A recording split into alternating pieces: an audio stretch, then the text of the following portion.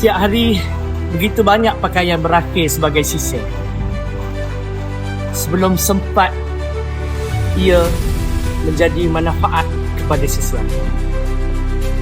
Di Scout Charity Shop, kami melihat sendiri realitinya bahawa masalah daripada timbunan pakaian ini tidak boleh dibiarkan lagi.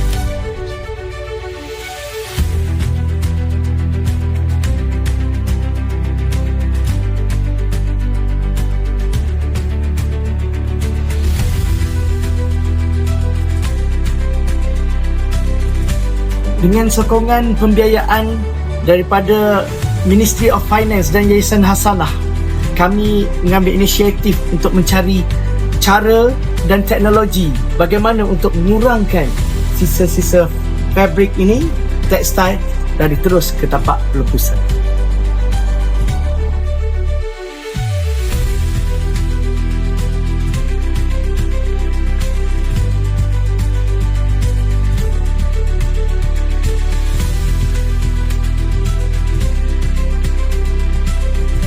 Daripada pengasingan pakaian, latihan, sehinggalah perkongsian idea.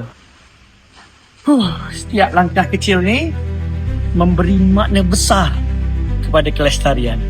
Ayo bersama. The community berganding tangan. Sisa bukan lagi beban. Ia menjadi harapan, dan inilah langkah pertama menuju masa depan yang lebih lestari.